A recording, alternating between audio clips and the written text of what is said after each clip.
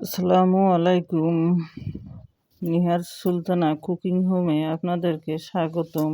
আমি পুলি পিঠার রেসিপি নিয়ে আপনাদের মাঝে আবারও হাজির হলাম। এই পুলি পিঠা বানাতে যা যা লাগছে, নিয়েছি নারিকেল কোড়া, নিয়েছি গুড় পরিমাণ মতো, নিয়েছি আতপ চালের গুঁড়া। অন্যদিকে কড়াইতে পানি বসিয়ে দিয়েছি, দিয়ে দিলাম 1 চা চামচ লবণ। পানি গরম হয়ে গেছে, এবার দিব চালের গুঁড়া।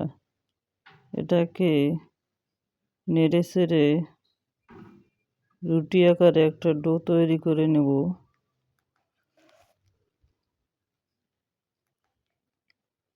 এটা যদি ভালোভাবে সিদ্ধ না হয় তাহলে রুটিতে ভালো আসবে না। অন্যদিকে প্যান বসিয়ে দিয়েছি, দিয়ে দিলাম ঘি গরম হয়ে আসলে দিয়ে দিলাম নারিকেল কোড়া। এটাকে নেড়ে চেড়ে নিব 2-3 মিনিট ধরে।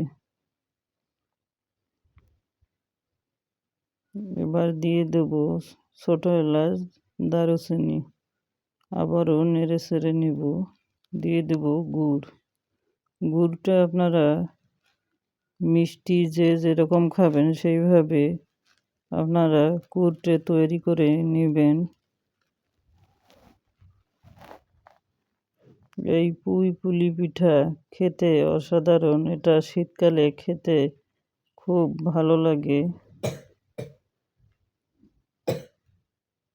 হয়ে গেছে, এবার আমি তুলে নিব। আমার পুর রেডি। অন্যদিকে পিঠে বানানোর গোলাগুলো আমি রেডি করে নিয়েছি, এইরকম গোল গোল করে ছোট আকারে। দেখেন আমি কিভাবে পুলি পিঠাটা বানাবো। ভেতরে কুট দিয়ে এটাকে মুখটে মুড়িয়ে নেব।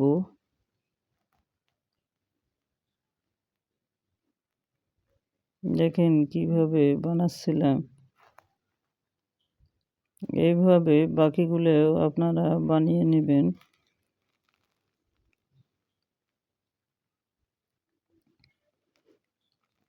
এই কাজগুলো করতে